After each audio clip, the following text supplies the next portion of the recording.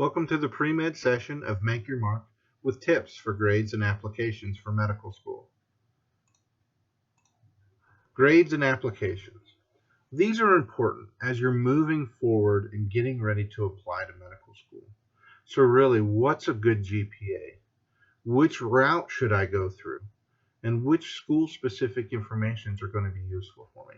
So these three little tips that we're going to go over are going to give you a little bit of insight into how medical schools look at our acceptance and how well we did. And not only that, but with which program should I chase after, or what extra steps do I have to do at this particular college? Many of these things are going to be on you as a student to do that due diligence and find out what's required of you. So let's start with, first off, what's a good GPA? You know, your science GPA is very, very important, but your overall GPA is just as vital. As you move forward in the medical college admission program testing, you're going to look at really a few number of classes that judge how well you do in the sciences, which medical school is basically an in-depth look at the human body's science. So a science GPA is going to be important. There are times when students come in with lower GPAs, but they still get into medical school because they're coupled with not only a good MCAT score, or maybe they have a great shadowing experience, or lots of different factors that help overcome a low GPA. But if you're under a 3.5 GPA, it may be something where you want to pause a little bit and decide, should I retake this class? Should I improve my GPA before I move forward? Now, medical schools know we're human. They know that we have that ability to fail in some things, and we're not perfect at everything. So that C that's on your transcript, that's not going to keep you out of medical school. A slew of C's might, right? But not necessarily one bad grade. You can definitely have an area where you're average. And average is not a bad thing.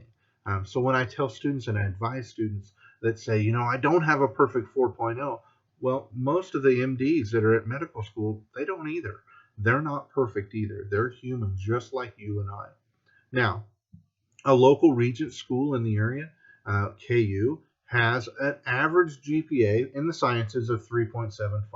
That's their average MCAT student, or their actual medical college student that is accepted into their program. So it's a highly competitive field. If you're coming in at a 3.0 GPA, you're going to be behind the 8 ball with the other 4,000 people that have applied. And you need to set yourself apart and make yourself unique. So it might be wise to work on your GPA. This is not something that you want to start in your junior year.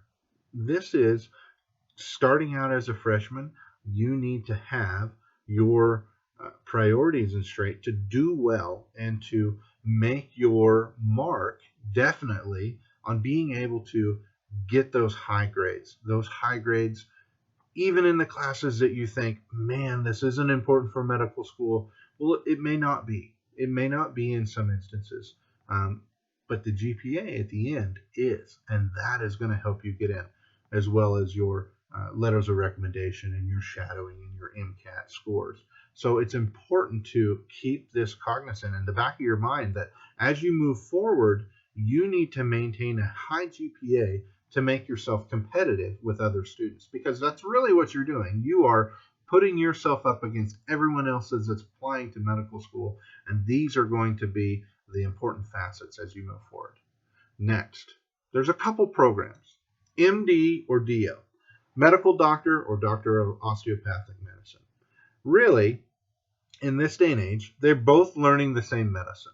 A DO doctor is going to do a little bit more in manipulations of bones and those types of matters versus allopathic medical doctors, allopathic, which are going to be more of the traditional style. Does it mean one thing is better than the other? No, not really. You're both called a doctor when you're done. You're a doctor of medicine. You are going to be caring for patients. They do have a little different application path. The MD side uses AMCAS, the American Medical College Admissions service, and AACOMAS is the DO equivalent. They're very, very similar. There are a few subtle differences in how letters of recommendations should be written, but those professors that are writing those letters of recommendation or uploading information will have that information at hand. Uh, some students ask me, should I apply to both? Well, really, that's up to you. If you want to get into an MD program or a DO program, you need to do a little bit of that background research yourself and see, what type of doctor do I want to be? Do I want to be a doctor that does a little bit more hands-on with the osteopathic path, or do I want to go the allopathic path and do a little bit less of that hands-on manipulation and do a little bit more of the deep internal medicine? Really, when it boils down to it, they nearly get paid the same. Um, some people will argue that an MD is more prestigious, but in this day and age, a doctor is a doctor. You're a healer, you're helping people out.